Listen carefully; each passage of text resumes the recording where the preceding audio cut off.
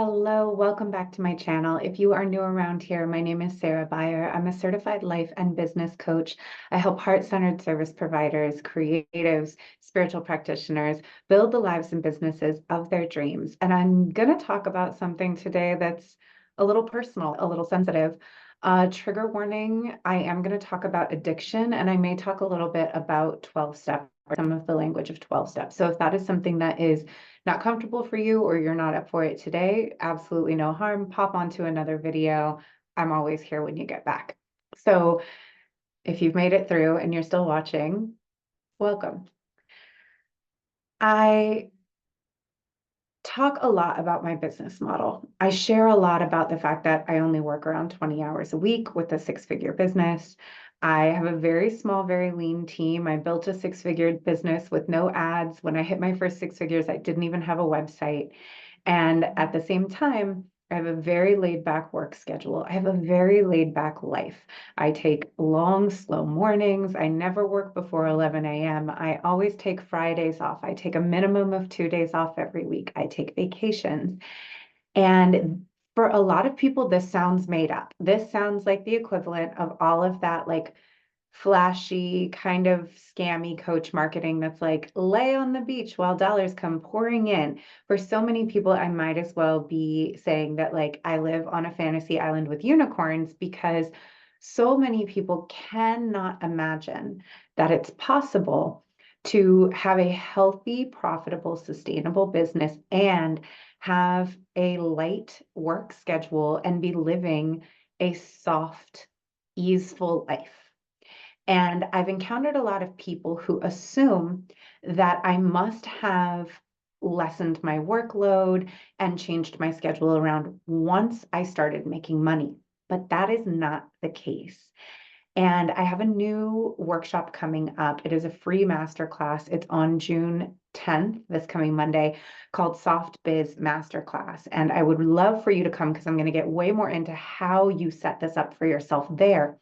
But today I wanted to share a little bit of my personal backstory, because something I encounter a lot when I talk to people about the way that I've set my life up, whether these are clients, potential clients, and also people I meet, friends, people I'm dating, they're like, have you always been like this? Like, I love telling a man, especially, that I don't value productivity, especially a man who's got a business. Like, male entrepreneurs, when you tell them you don't value productivity, it's like I can see their brain leaking out their ears. They cannot figure out what you're saying.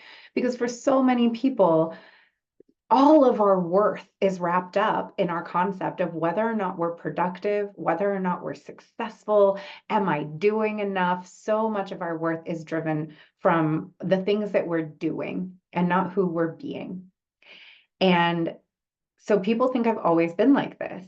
And I think it's really important for me to tell you that I was not always like this, and that I learned this and trained myself into the embodiment of it, and that it was not emotionally comfortable or easy at the beginning. It took a lot of shadow work, a lot of deep inner work for me to be able to become this version of myself. I titled this video, I Should Be a Workaholic. And I don't mean that in the like light, flippant way that people are like, oh, I'm a workaholic. Because people use that word to just mean I work a lot, or I love my job, or I have a high stress job. Actual workaholism, in terms of it being an addiction, are a very different thing. And I know, because I have workaholic family members. I come from a family history of addiction, and I want to be very delicate in how I share this, because some of it is not necessarily mine to share. So I'm going to be purposefully a little bit vague. But I do have workaholic family members. I have a family history of addiction. I have a workaholic parent. And my belief is that I have a parent who struggles with addiction, who transferred their addiction from substance to substance until they found one that you can get away with, and that's work. If you are using any substance to escape life, to avoid your feelings, to avoid relationships, to avoid being present, to get out of uncomfortable emotions, then that is when addiction is a problem, I believe.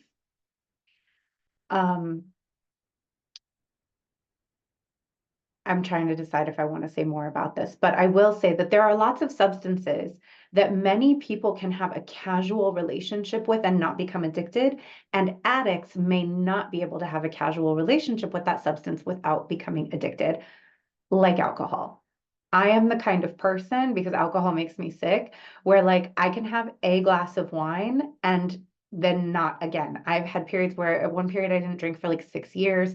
As of right now, it's June and I haven't had a drink since December. I'm very take it or leave it with alcohol. I can engage in it casually, and there's nothing in me that hooks me into going into like, I can't get enough of this.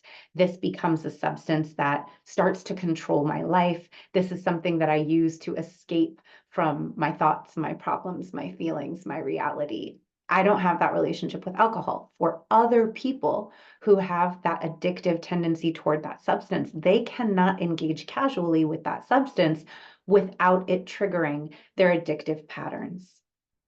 This can be true for many things. It can be true for gambling. It can be true for food. It can be true for drugs. There are all kinds of substances that many of us interact with regularly with no problem. But for an addict, engaging with that substance triggers something. And I'm using this as a setup to help us understand workaholism a little bit differently, because for most of us, we're not actually addicted to working. Even people who casually call themselves a workaholic, but what they mean is, I love working, I love my job, I work a lot, I have a high stress job. Maybe I am deriving a lot of my sense of self or importance or worth from my work, all well and good. But for a workaholic, for an addict who has chosen work or has gotten hooked into work as being their addictive substance, it is different. They can't not work. They feel anxiety when they don't work. Work is the thing that they go to avoid their feelings, to avoid relationships, to escape from an otherwise unpleasant reality. And that's why I personally am a little bit sensitive about people who casually use the term workaholic, because I'm like, no, you're not, because I know what that looks like. Your relationship to work is not making your life unmanageable.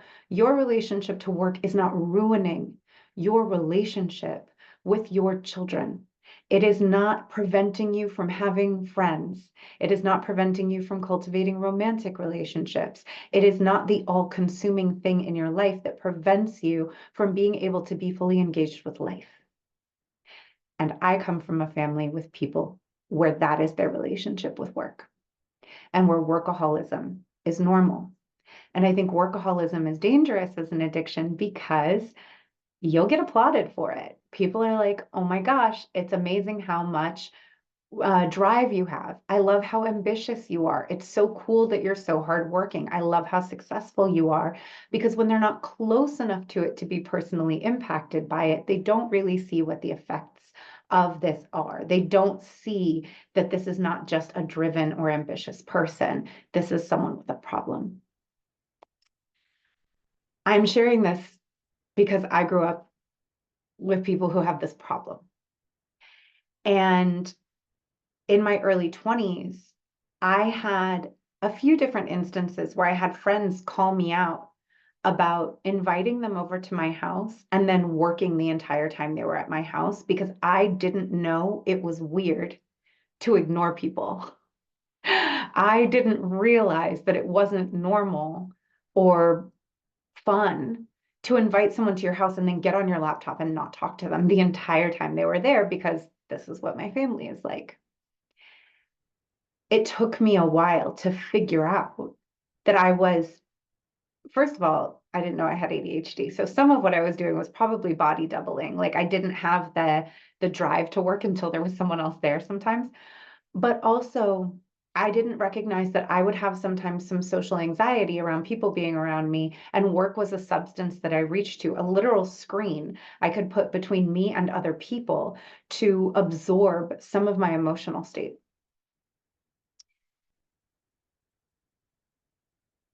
I learned to practice being present with people when they were in my space, but frequently I would be internally anxious that I wasn't working.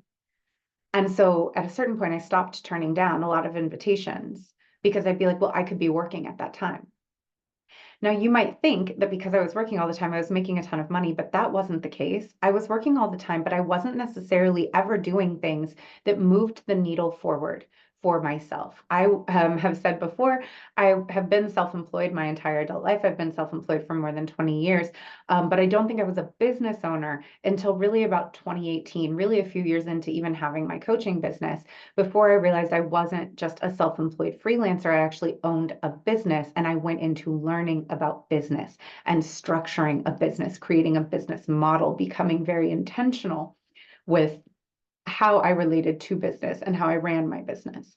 So I was self-employed back then. There was always tasks that I could do. There was always graphics that I could make. There was always a web page that could be updated. There was always a flyer that could be made. There was always an email to be sent. There was always something that I could be doing that would keep me busy. But that doesn't necessarily mean that all of the things that I were doing all of the things I was doing were positively impacting me or the bottom line of my business. They weren't necessarily moving things forward. So I was working all the time, to the point that I frequently was turning down invitations, avoiding social situations, putting all of my waking hours into work. But still, at the end of every month, I had nothing to show for it. If I were to show you my bank account from the time I was 18 until around 6 years ago, when I got very serious about business, it looked like a mountain range where every single month I made exactly as much money as I needed to cover my living expenses, hopefully. And then I spent it all. And then I had one scary week or two at the end of the month where I white knuckled it and had no income and just hoped that I made enough to cover my rent and my bills, sometimes with a little bit of floating of checks, until I did it all again. There was never any savings. There was never any surplus. There was certainly never any profit. And I lived like this for a very long time. And it never made sense to me how I could be so busy and working so hard and never get ahead. And I was exhausted. I was bone exhausted for years before I figured out what to do about it. And wrapped up in that exhaustion was also a lot of limiting beliefs and a lot of excuses about money and about work. I did not believe it was really possible to work less and still make money. So even though I would study manifestation and I would study abundance and I would study energetic laws, deep down, did I actually trust the universe? Did I know how to get into receiving mode? Absolutely not. The only thing I trusted was hustle. My God was hustle. That was all I really believed in. I could not step back because nothing in me really believed that if I stopped working, anything would happen. I just believed if I'm not working, everything grinds to a halt. I have to be working in order for money to be coming in, even though I wasn't working on anything that was yielding actual tangible money in my checking account. I still had this belief that money came from hard work. And so if I wasn't working hard, all of the money would stop and I'd have even less. I'm an artist, and I always wanted to get far enough ahead financially that I had more time available to spend on my craft. I wanted to take dance classes. I wanted to rent studio space to choreograph. I wanted to put on shows, and putting on shows is expensive. I've never produced even a 4 or 5 minute video for less than $400 or $500. So wanting to be able to put on shows, to pay dancers, to rent studio space, rent a theater, costumes, props, all of that is very expensive. And I wanted to be able to get financially far enough ahead in my work that I could fund my art and have time for my art. But I was always working so hard that I was exhausted. So even if I had any time, I couldn't use it for my creativity because I was depleted and I just had to lay down and eat and watch Netflix and refill my cup. And I had no brain power left for anything creative. But also I frequently had no money left over at the end of it, so it didn't matter. I was trapped in this cycle for a very long time. And at a certain point, I would say around 2017, 2018, it really just clicked for me. I'm in my mid 30s. I have been working I've personally been working since I was 13 years old, full time. That's a story for another day. How could I have been working for over 20 years and have nothing to show for it if money comes from hard work? This doesn't make sense. Something's not clicking here. Because if money came from hard work, I should be a millionaire already. I have been working hard for so long. By my mid-30s, I had been working full time for twice as long as most of my peers because of when I started. Why am I not twice as far along if I've been working just as hard, if not harder, than my peers who have a day job? And I would see these people, my business coaches, my colleagues, who started at the same time as me in their coaching businesses, and they were working way less and they were making way more money. And I was like, something's not adding up here. I have to be open to the idea that I'm doing it wrong, that my approach, that my belief that hustling and grinding is what's going to make me financially successful is correct. I don't think it is anymore. I also came from this perspective of scarcity that said that I had to work whenever people wanted me to, right? As a coach, you frequently, just like as a dance teacher, you work on other people's leisure time. So I'm working with people when they get off work. I'm working with people before work. I'm working with people on weekends. I'm working with people in the afternoons when they're on lunch. And I had this belief that I had to make myself available whenever anyone wanted me, because that was the only way I was going to get clients. And so I'm undercharging, I'm overworking, my schedule is jam-packed, and I'm working sometimes starting at 7 or 8 o'clock in the morning and until 9 or 10 at night. I'm working on weekends. I have no days off. And I'm hoping that eventually, if I just work hard enough, if I just give enough, that someday enough money and enough clients will come into my business that I'll be allowed to set my own hours.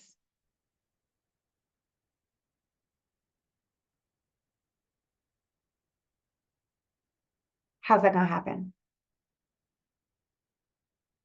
For my recovering codependents and people pleasers, have you ever been in relationships where you're so generous and you're so giving and you're so accommodating, and you give and you give and you give to someone who's not giving you anything back and actually kind of actively takes advantage of you and makes you feel bad, and you just swallow all that stuff and you think, eventually I'm just going to prove to them through all of my doing and all of my giving what a loving, kind, generous, amazing person I am, and one day they're going to turn and look at me and be like, oh my gosh, it's been you all along. I'm now going to give to you the way that you give to me, because you've shown me what a kind and loving and generous person you are and how different you are from all of the other people who have taken from me, and now I'm going to be really giving to you. Does it ever happen? Does it ever work? Or is what's actually happened that you are a giver and you found yourself a taker, and you established a very comfortable relationship for them where they can take and take and take and take because you're generously offering and you're giving, and they assume that you want to because you are, and you're never asking for anything in return. And the second you start asking for things in return, they pack up and leave, and you're left feeling like, I gave this person so much, I can't believe they would do me like that. If you have an addict parent, then you probably know what I'm talking about. So this was also how I was in my personal relationships. I tried to prove my worth through doing everywhere in my life. I tried to prove my worth through doing. I tried to prove my worth through giving to people who were never going to give back to me. And in my business, I was trying to prove my worth through doing and prove my worth through giving, thinking that, like an employee, like someone's going to come along one day and acknowledge all my hard work and give me a promotion, give me a raise, give me a break, and tell me I am finally allowed to raise my rates. I am finally allowed to set my own schedule. And I just remember realizing, like, in a gut level that I had never realized it before, this is never going to work. I'm never going to prove it this way. Maybe I don't need to prove anything. What am I waiting for? And that's when I started getting intentional about business. So long before hashtag soft life was ever a thing, because it was long before TikTok, I started reworking my business for what I called to be what I was calling at the time an intentional business, which looked like structuring my business model around the life I wanted to be living, not in 5 years, not in 10 years, not when I retire, today, right now. I really sat down and reverse engineered my dream day, my dream week, my dream month, my dream quarter, my dream year, and built a business model that gave me that. And then started putting my work very strategically into that container. Now that sounds simple, and in some ways it is, but that doesn't mean it was easy. All of my shadow around worth, like my self-worth, all of my shadow around money, all of my shadow around what it meant to work and who deserves ease and who deserves rest and who deserves joy and comfort came flooding to the surface. And all of those things had to be addressed and dismantled in order for me to genuinely step into embodying and enjoying having a business that supported me and having a soft life, an intentional business that allowed me to spend my time the way I really wanted to spend it. And I did this before I had really made a lot of money in this business. I did this when I was still scrimping and scrounging to make my ends meet every month. I did it while I still had a part-time teaching job. I did it while I was preparing to take 3 months of unemployment as my Hail Mary last-ditch safety net to get this business started. And it wasn't until I completely reworked my approach to work, time, labor, worth, money, and living the way that I really wanted to live, without panic and without anxiety, with genuine faith that this was going to be the thing that cracked the code. That was when I started making real money in my business. Very shortly after these changes, I had my first 5-figure month, and I have not gone back since in over 6 years, which is nearly unheard of in the business world. It puts me in the top 2% of coaches in the United States. If you can relate to this, if you also think that you would love to work less and to work more intentionally, if you would like to live in a way where you're not, oh, this was another really common thing for me.